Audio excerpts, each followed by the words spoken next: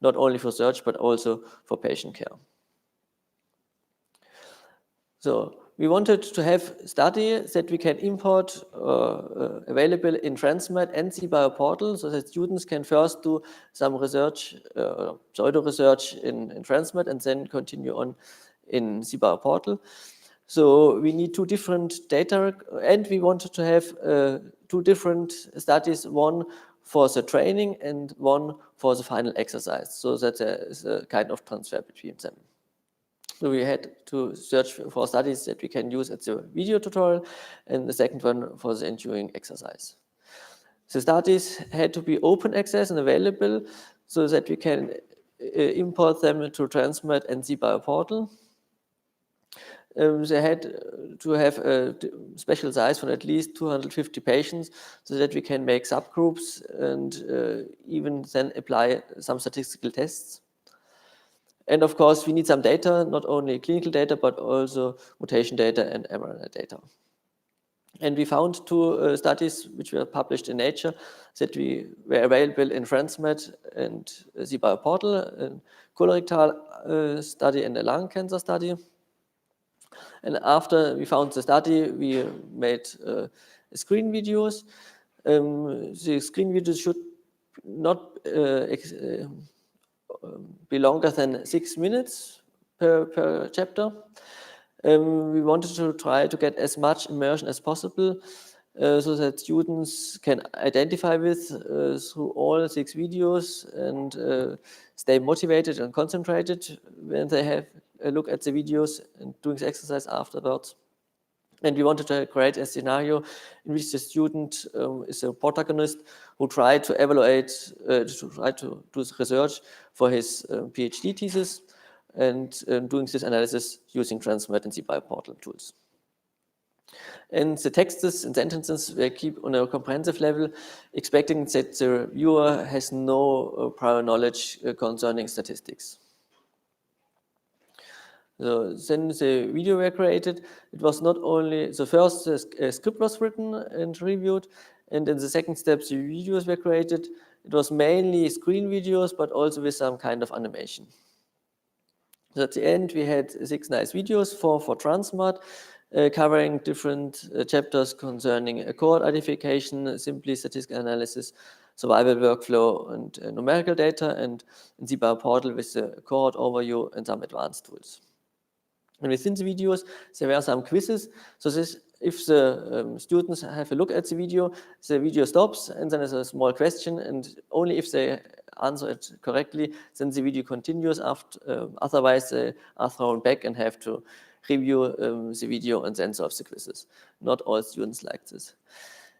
So in this case, there's just some screenshots where you see that there are some explanation, for example, concerning some basic statistics, because we had to do the exercise before the students have the lecture concerning biometry, and some animations and some screens, of course, of the tools itself.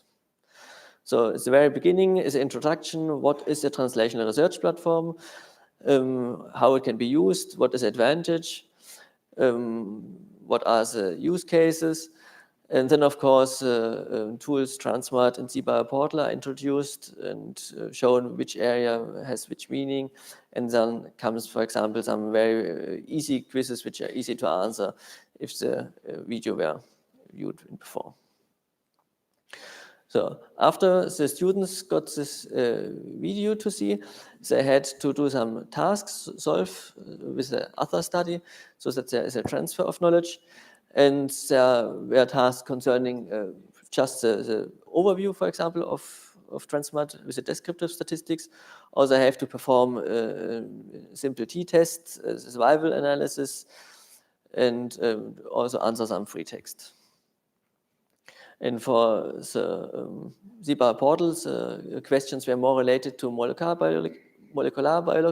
biological data. For example, which of the following genes has mutated most frequently, considering only deceased female patients, or which kind of interaction exists between 2 genes. So the students first got the video tutorial, then doing the online exercise, then answer some additional questions and doing this first for tranSMART, and then with the same study for cBioPortal. And nearly 200 students were addressed. 150 completed both exercises, and a little bit more than 100 could be analyzed. So the evaluation of the students, when we asked them what do they think about the exercise, was that nearly 100, also all of them stated that they think in general this exercise they like very much, or at least they like it. So there was no one who says he does not want to deal with this kind of platforms. And they also liked the video tutorials, and but the quizzes were not liked so much because they were thrown back if they do not answer the quizzes right. And for example, the comprehension was also rated not very good because voice recording of the cBioPortal tutorial was not very well. But in the free text, we get some quite unexpected positive feedback from students who say that can imagine that they do a statistical doctoral thesis. The question if they really know what this means. They have a realistic scenario, or have the feeling that they did a realistic scenario, and they think it is not so difficult to analyze data if they have the right tool. And about, let's say, 70% of them agree that they would use tranSMART, or could imagine to use tranSMART in the future if they have a task where tranSMART is suitable for. The agreement for cBioPortal is a little bit less. So obviously, the students in the 5th semester could identify a little bit more with tranSMART than with cBioPortal. So afterwards, we had some interviews with experts, 5 statistics, some of them of molecular medicine, medical informatics, physician in experimental medicine. And most of them consider that they think it is important that medical students learn to use this kind of platform. So 70% accepted, no one rejected, and the other 3 say they were undecided. Half of them could imagine to integrate the platform into their lecture. The other ones has no subject where can say it makes sense. And in general, I think that this kind of course and design makes sense, in their opinion. So the experts also stated some more information that they think the use case for the students is that they can use the tools for the PhD thesis and of course also for research. They think it is quite good that it is a practical approach, that the students can apply something in more or less reality. But they have also some points where they think it should be improved. Of course, some technical details, but also that they want to state that it is very important that the students know what they are doing. And they say, especially the statistics, there are 2 groups of researchers. One group is looking for the truth, and the other ones has to publish something for their PhD thesis. And especially the last group, tranSMART facilitates it for all of them, but the danger is that the last group has more benefits than the first one. And especially if they just exploring, so it's always said it's very nice that you can explore your data with tranSMART, but if you try enough, then you probably find at some point you have got a result where the p-value is low enough. But probably they do not adjust the p-value if they repeat the experiment 100 times. So they got to some clues which are probably not true. So that was the kind concerning the education. If you remember at the beginning, it also said that the advances in personalized medicine mean that the databases concerning gene and proteins can also be expected to be used for routine care. And we think that this is especially true for cBioPortal and the molecular tumor board. So if you have a look at the process of the molecular tumor board, you have probably some steps where cBioPortal cannot help because it's quite technical, or it's bioinformatics tools, for example, to doing the alignment and variant calling. Also concerning the annotation, you can do it probably a little bit with cBioPortal, but it makes more sense to do it in a pipeline before and then import the data to cBioPortal. But if the physician comes to the point that he wants to do the interpretation and preparation of a patient to the molecular tumor board, it can probably be quite useful to have this views that we have seen in before concerning a single patient, where you have the overview at which time point he got some therapies, chemotherapy, for example, and especially which kinds of mutations he has, and with the annotation which is performed before in the bioinformatics pipeline. And so we think cBioPortal is a good starting point, as it is at the moment. We had interviews with about, let's say, 20 physicians who are involved in the molecular tumor board to ask them which features is missing according to their opinion. And they named some which we think it can be implemented. But of course, it has to be implemented with the community of cBioPortal, especially the MSK in New York. And that's easy as long as it fits to the line that is needed from the community. But if they come to some points, for example, here locally used as biomarker, where cBioPortal should be extended to get some write access, then there is probably there are other solutions necessary, because it is not compatible with the idea of cBioPortal as a kind of research repository where only data are flowing in and not written by.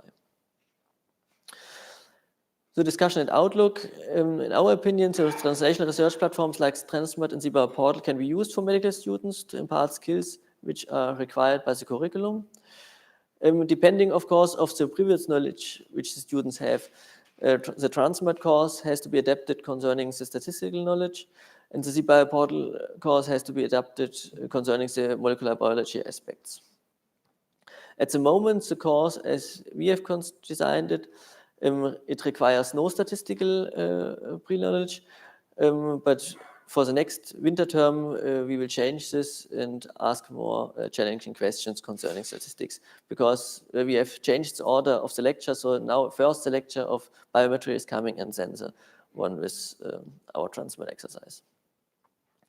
Using transnational research platforms for patient care is, according to our opinion, less a technical problem, but more a legal issue, especially concerning the Medizinproduktegesetz and the kind of validation of the development of these tools, especially if they are open source and it is not only in the hand of the one who are adding some further features.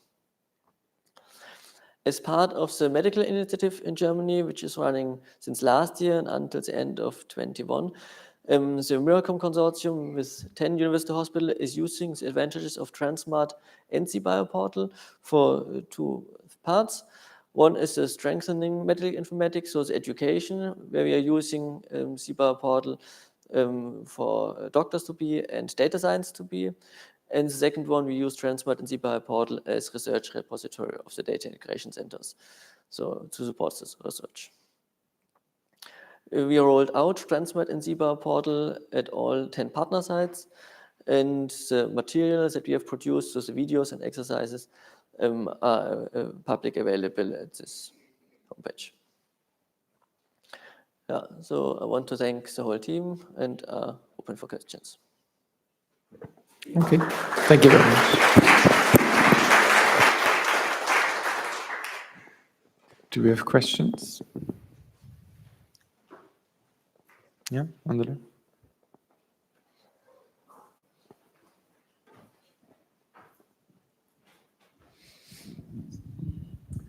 Thanks for this overview from the training platform. We're trying to do something similar in Odyssey as well, actually, set up an academy. So I'm wondering, did you use some platform to implement this training, or did you build that yourself from the ground up? You mean where we put the exercise? So exactly, it was a platform of the university. So we have a platform that is called StudOn. There you can implement the questionnaires and also integrate the videos. And is this also accessible outside of the university? I don't think so. I mean, we have one platform where we put the videos on, so this is open for everybody, but the questions are not available there. Yeah, you can just have the look at the, where is it? At the videos here. Thank you. But it would not be a problem to publish them, so you can do it. At the moment, everything is in German, but it would also be possible to translate them. And probably we will also do it because many of the researchers we address at the partner universities are native English speaker, and so we have to do it sooner or later.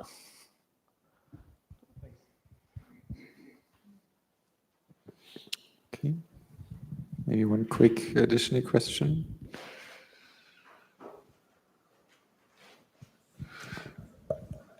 Okay. Otherwise, since we are already 3 minutes late, can also continue. So thank the speaker again.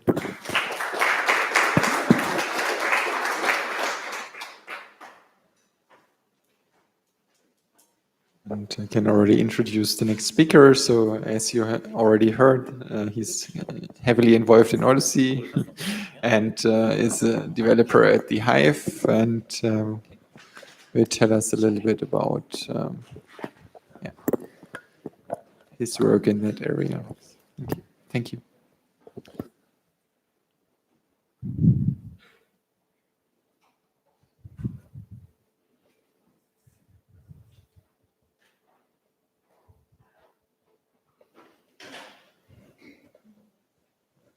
Okay, I didn't crash the. Okay. That's interesting. Okay. Yeah, thanks for this opportunity, for inviting me to talk about Odyssey. It's a collaborative I've grown quite passionate about in the last few years. Just for my curiosity, I was wondering, who has heard here about Odyssey before they saw this on the agenda? I see some hands. Okay, that's actually quite encouraging. But while coming here, I was actually feeling like I was coming to an away game, basically, as I'm quite literally at the Hive from a different team, namely the real-world data team. And maybe different to sports, I think we have the same goal. We want to improve life sciences by using open standards. And in this talk, I will tell you about how Odyssey is trying to achieve this. So roughly the topics I will discuss. First, tell about what is Odyssey, hopefully. Then about the data standards, the tooling. So how do we, from this data model, generate evidence? And maybe most interesting, I will tell something about the Odyssey network studies and about the European network that's being set up at the moment. So this is me. So I'm a data engineer at the Hive. I've been involved in the Odyssey community for the last 3-4 years, mainly in the ETL, transforming data to the common data model. And at the Hive, we're one of the co-leads of the technical work package of Eden. And I used to be quite into sports, into track athletics, but the more I came involved in the wonderful world of Odyssey, I was got less time for running, for training. So Odyssey. So what's Odyssey's vision, mission? Vision is a world in which observational research produces a comprehensive understanding of health and disease. And it's trying to achieve that by improving healthcare through empowering a community to collaboratively generate evidence that promotes better health decisions and better care. And this community, this collaboration, I think that's key. The Odyssey community is really a global community with a lot of sites in the US, in Europe, and also a big group in Asia that's working on Odyssey. Currently, that's about 215 collaborators in 27 different countries, and this is across domains, so academia, industry, regulators. And there's a very active community, both online and offline, with regular face-to-face meetings and symposia. Actually, 2 weeks ago, 2 weeks now, it was the US symposium. Great attendance as well.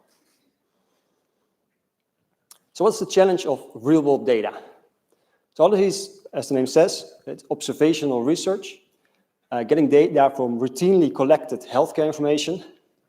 And it challenges that connecting your data, or your appliances, your analytical methods, to the different data sockets. As you might all know, all data is formatted differently. There's different standards. So yeah, this process, writing a script for every study to run it on every data set, that is not scalable. It's not transparent, it's expensive, it's slow, and it's prohibitive to non-expert routine use. So what will it require to change this? You need data interoperability, you need standardized analytics, a data network, and a strong community. And the solution, as presented in, as sought by Odyssey, is to have this standardization where all your appliances can be plugged into the same data sockets. Why this is an American standard? It should be a universal standard, of course. So it brings me to the Odyssey data network. So in this community, there are about 133 different databases with patient-level data from various observational sources. These are electronic medical records, registries, claims data, in a total from 18 different countries with over 1 billion patient records. Most, I have to say, are within the US. That's also where Odyssey originated, but it's spreading now a lot. And these are all using one open community data standard, the Open Common Data Model, OMOP Common Data Model. OMOP is actually the predecessor of Odyssey. The project ended about 8 years ago, and that produced this common data model. So this forms a bit of the backbone of what I'll be telling. So we have to the left, the source data in the raw format. You need to transform that to the common data model, in this case, the OMOP common data model. And this is all done locally. So you create a federated, a distributed data network of these conformed data sets. Then you can apply your open source analysis code as generated in the Odyssey community. You can send that to the data sources and generate open evidence without jeopardizing patient information, sharing actual patient information. So that brings me to the data standards. That's really central to Odyssey and central to this topic. In Odyssey, the central data model is currently at version 6. It's a person-centric model, which each person has an observation period and none or multiple visits. Then every visit can have several medical events. These are split out over 10 clinical domains. So we have conditions, we have drugs, measurements, and general observations. Then in the middle, and let's see whether this pointer works. I always have a hard time to see it myself. I have some difficulty with the red colors. We have some health system data, some derived elements, and health economics. These are a bit secondary tables, often in OMOP. Another key set of tables are the standardized vocabularies. These are initiated at every instance of an OMOP common data model. But the vocabularies are standardized globally. These are released by the Odyssey community quite frequently. And in here, there's a choice for analytical standards. So every medical entity is represented by a unique concept. So diabetes type 2, for instance, is one specific concept. And that is being used in all these, in this whole data network of the OMOP Common Data Model.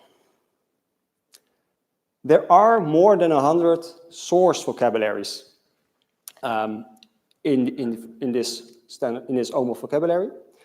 And these are all mapped to these standards. So for instance, the ICD code for diabetes, that's also mapped to the SNOMED code for diabetes. And you can leverage this source to target mapping in every extract from the vocabularies. This brings a total of about 7.5 million concepts. of which 3 million are standard. So these 3 million should be actually used in your OMOP common data model.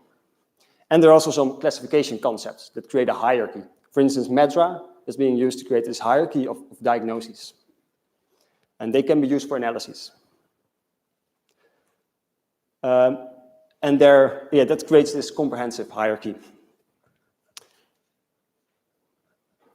Just to give an example of what a record in OMOP looks like, as I think there are a lot of data science in there that would like to see some data. Well, this is a very simple set of data. This is a sample from the condition occurrence table. These are 6 key fields. I think there are around 12 fields in this condition occurrence table in total. But these are the key ones that need to be populated. So we have a primary key. We have a reference to the person table, the person ID, where also demographics are stored. And then we have a condition concept ID. And this condition concept ID refers to this OMOP vocabulary, to the concept table to be precise. And in this case, and I think it's hard to read, but this is a concept for the primary malignant neoplasm of upper lobe, bronchus, or lung. So, and that's this standard SNOMED concept. Then, additional to this standard concept, we also store how the data was represented in the source data. So in this case, it was an ICD-10 code. So we store that original value, and we also store the source concept ID. And that also links to the concept ID, but then to a non-standard concept. So typically you won't use this for analytics, at least not for analytics in this distributed analysis. And that is in this case a malignant neoplasm, upper lobe, bronchus, or lung. So that's the equivalent concept basically. And of course we have a date for this particular condition. The Odyssey network is growing itself, but there's also more interoperability going on between other data standards. One is with HL7, both within HL7 and within Odyssey. There are working groups looking at the exchange between FHIR, as FHIR has become one of the standards for medical data exchange. And actually recently there was also a paper published, I think written by the i2b2 community, or members of the i2b2 community, but transforming i2b2 to OMOP, a layer on top of that. I have to say, I did find this paper here and there a bit unfairly critical on Odyssey, but then again, I'm from the Odyssey community.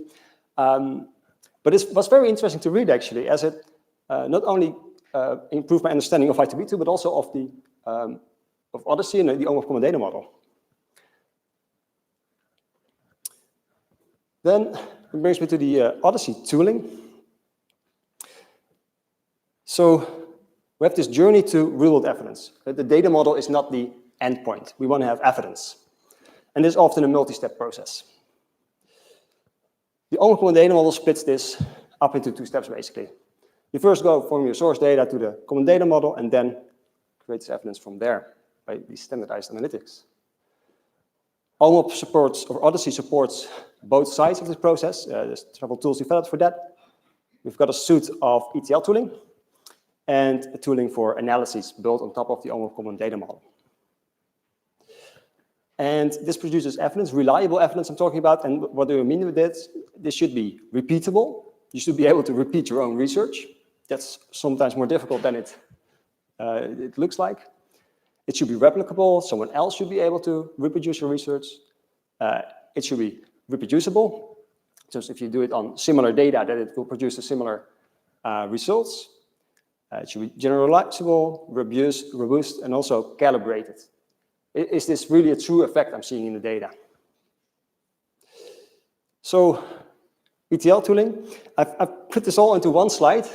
This is my core work. I could talk all day about this, and actually, last week I did, while we were training other people to do this transformation. But this is the general process. I think that's quite familiar. But all these steps are supported by Odyssey tooling. We have White Rabbit, which is actually a generic profiling tool of your source data, so getting to know the source data in the raw format. There's Rabbit and Hat. That's basically a visual tool helping to map your data to the OMOP common data model. We often use that in workshops to draw the connections between source tables and source fields and the target OMOP fields.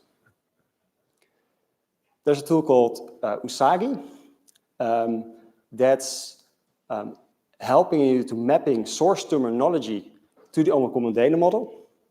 So I was talking about these mappings that are already in these standard mappings are already in the OMOP vocabularies. If your particular coding is not in OMOP, then you have to do this mapping yourself. This is often quite a time-consuming process.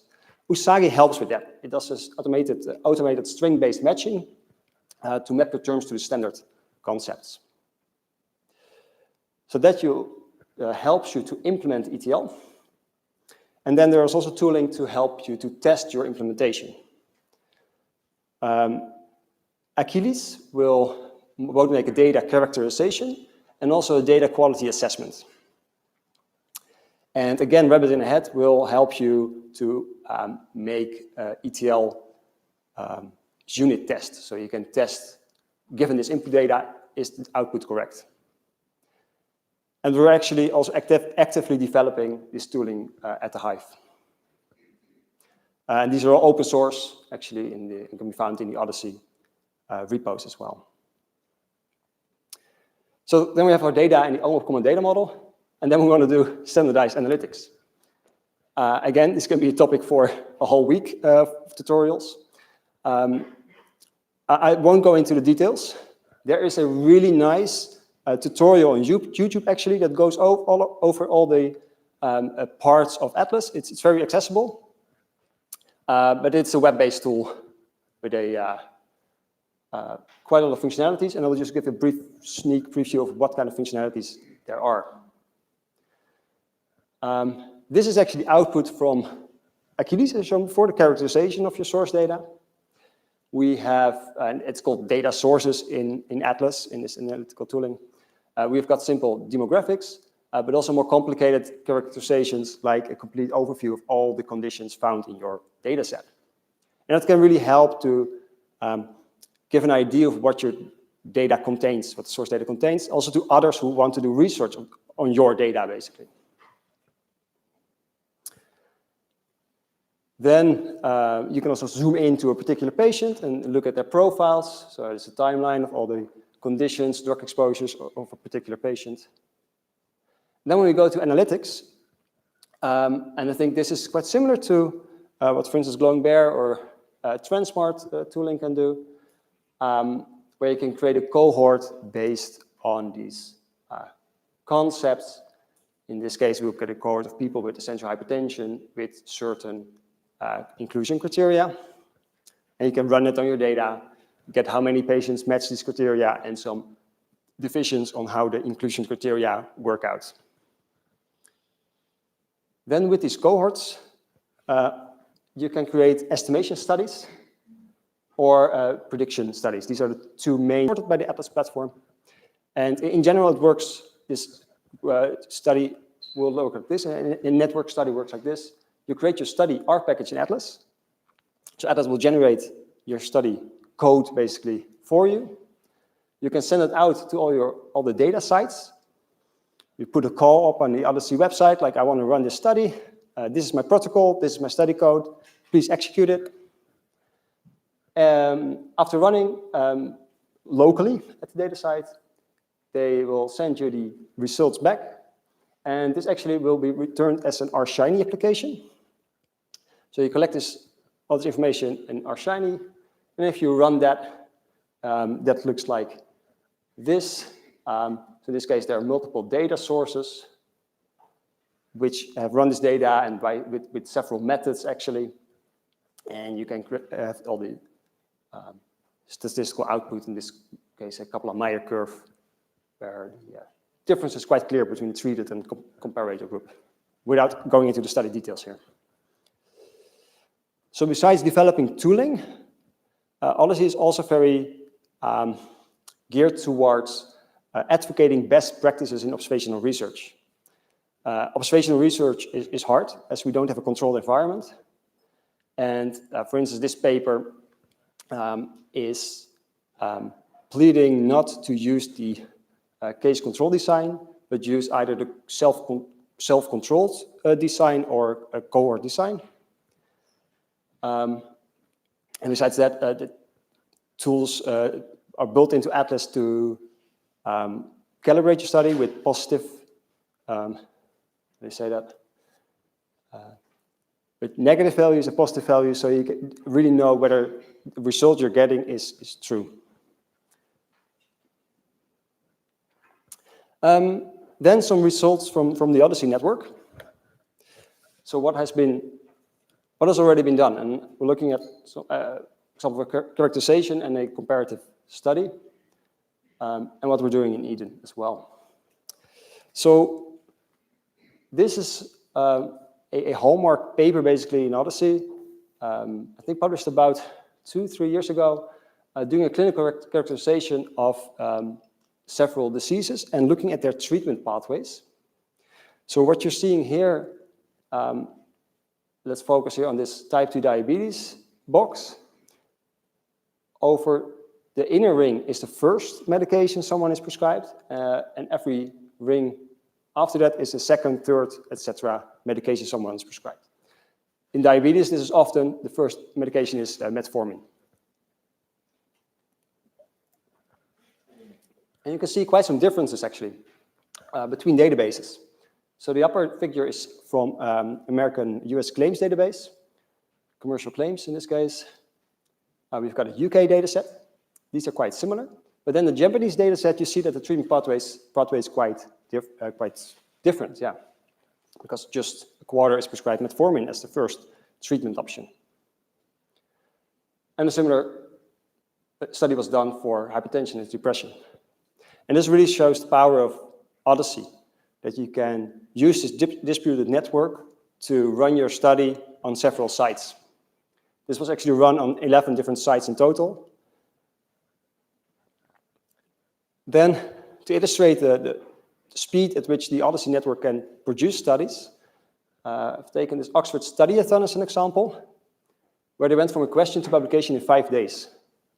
And there is a webinar actually online, which we created from Eden, with Case and Daniel Prieto, who is the principal investigator of this study, explaining all about this, how they approach this. But basically, they started on Monday with the problem, with the research question, comparing unicompartmental versus total knee replacement. And on Friday, they had the results. And also having run their research on several data sites that were participating. So they didn't only run this, so they have, in this case, several risk factors for these two types of knee replacement. This is on one study, but they also managed to run that on 4 other data sources in the Odyssey network, with quite different results as well. So that brings me to the European network. So I think 2 years ago, there was the first European Odyssey Symposium. And last year, in November, the European Health Data and Evidence Network was launched. This is an IMI-funded project focusing on setting up an observational data network in Europe, standardizing all the data to the OMOP Common Data Model. So in brief, it's a project running for 5.5 years. A lot of partners, both academic and industry, and also some small to medium-sized enterprises, like the Hive. We're also participating here. And this is, I think, the most important part here. So to increase this adoption of OMOP, we're bringing together data sources and SMEs transforming this data. We're training these SMEs. This data sources call is actually closed last month. That was the first round. There will be more rounds in the future, thanks to recruit healthcare databases throughout Europe. And actually, last week, the first group of SMEs was certified to do this OMOP conversion work. And to make this possible, there's a large harmonization fund actually that will be available for data sources to encourage transformation to the OMOP common data model. Besides Eden, there are also two other IMI projects, public projects, that are using the OMOP common data model in one way or another. One is Pioneer, focused on prostate cancer. Another is Big Data at Heart, focusing on cardiovascular disease. And we're actually collaborating. We're forming actually the link here between Eden and these projects, such that these will, to make sure they work together and use the infrastructure. If you want to find more information, I'm sorry that I provided a lot of links also in the slides, so I hope these become available, or should become available after this conference. But if you want to read more, we got on our website also some blogs explaining more about the OMOP common data model, also in the light of other areas like using it for clinical trials and in the general open source informatics environment. Then, lastly, there's the Book of Odyssey that has been published in the last US symposium, both as an online resource, but also actually as a book. You can buy it at cost price from Amazon. I think it's about 10 euros, a little more than 10 euros. And it's really a community effort.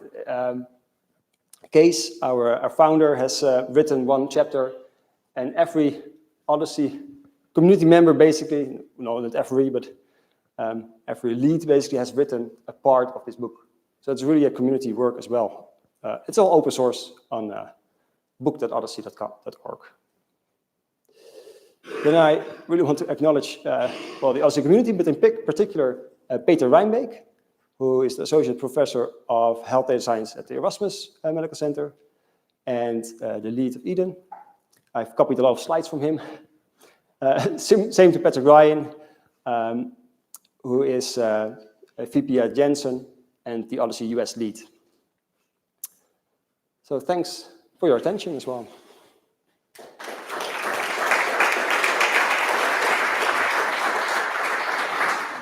Thank you very much. Do you have questions? Jemand? Oh, sorry. I looked into that direction. You have a second. Thank you very much for the interesting presentation. I just have one question, and I think it relates to somehow a linking of the records. So you mentioned at one point that there are 1 billion patient records. Does it refer to 1 billion unique patients, or does it refer to patients being in different databases because they took services from different providers? Very good point.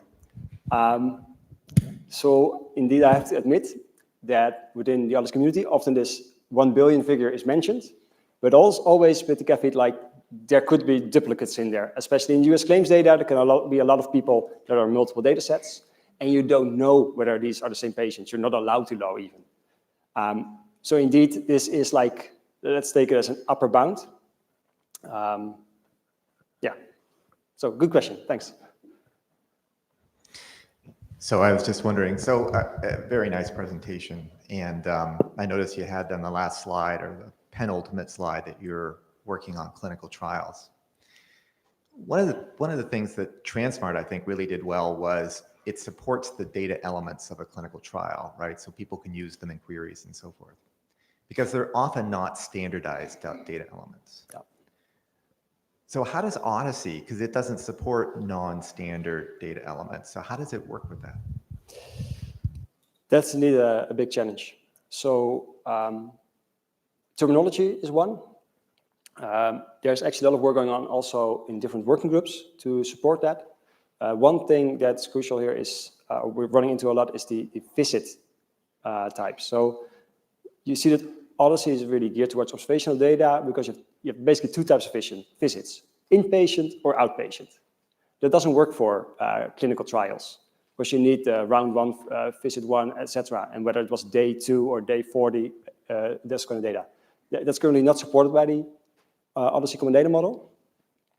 However, and I'm not allowed to say this, but you can add your own non-standard concepts to the vocabulary. There's this space reserved above a 2 billion concept ID, where you can put in your own concepts. And then you kind of locally define your concepts, so you can map indeed the clinical trial data to the open common data model. You do lose this interoperability then on terminology level. There are working groups within Odyssey, or there's a working group within Odyssey that's working to get a standard for clinical trials as well. And this will be focused mainly on getting the right vocabulary for these clinical trial specific concepts. Maybe one question from me also. So you said you have to standardize the analysis also, and you showed that sort of you have R scripts that can be used there. There's a lot happening at the moment in new analysis techniques, and most of them are maybe not coded in R, but maybe in Python or other languages. So is it possible to also use that in this framework here? Or? Of course it's possible. It's all open source, so if it's not there, develop it. But the Odyssey community is using R. Yeah, it's as simple as that. And they have developed their own statistical packages around that. And I think these are focused at observational research. And as far as I've heard, so I'm not a statistician, so I can't judge, but what I've heard from the Odyssey community, these are implementing the best observational research practices. Okay. Let's leave it at that. Okay, do you have other questions? Otherwise, okay, one more question. So how does OMOP and Odyssey relate to other standards like CDISC, SDTM? Can you comment on that, please? Yeah, so indeed I didn't mention CDISC. In this same clinical trial working group that I just mentioned, converting between CDISC to OMOP and from OMOP to CDISC, that's one of the focuses there. This interoperability is not yet there, but there are multiple people interested in this and working on that. Okay, so thank the speaker again. And yeah, we have one request. So we wanted to take a picture of all participants. So maybe if you can just, so normally we would have the coffee break now, but maybe at the beginning of the coffee break, we just meet at the door and go yes, to. So suggestion is to turn left. Maybe you basically follow me or us. And it's not far, it's about 200 meters, then we can go out, there's some natural light, in a relatively nice setting. Thank you, that would be great.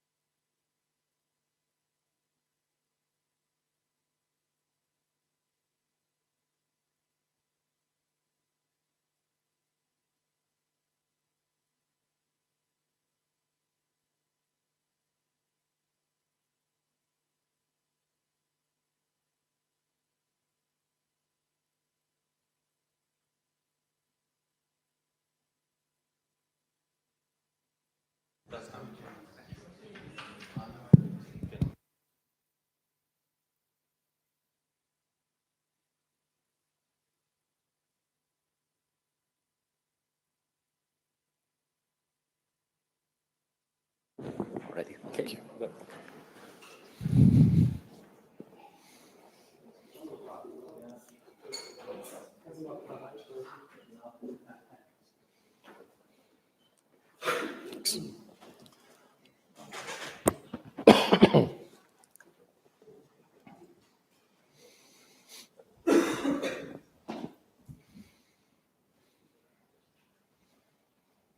Are people still coming in, I hope?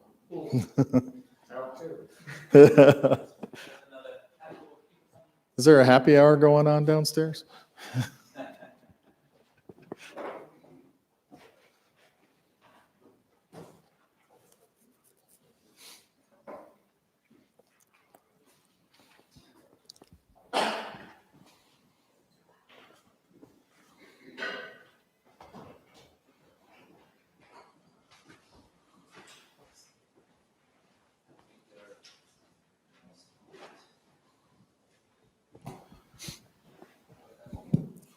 Just let me know when you want me to start.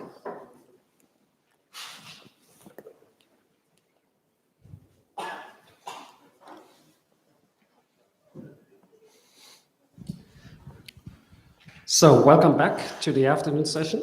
Hope you had your coffee and still awake, everybody. I welcome back Keith Ellison back on stage, and he will present axiomatic. No, how is it? Axiomatics. Sorry. Axiomatics. So, no, thank you. Just wanted to give a short little introduction to axiomatics for those that aren't familiar with it. How many people here are familiar with axiomatics? Okay, well, for those of you who aren't, Axiomatics is a company that we developed specifically to address some of the sustainability and supportability issues for i2b2 and tranSMART. What we want to do is to have a vibrant open source community that can actually use and integrate these products and can work with people directly. It's useful to have a company that's focused on implementing solutions in customer sites. And we work very closely with the foundation. And as I'll show you, is one of the things we do is try to build a lot of synergy there. So Axiomatics, in fact, for every installation of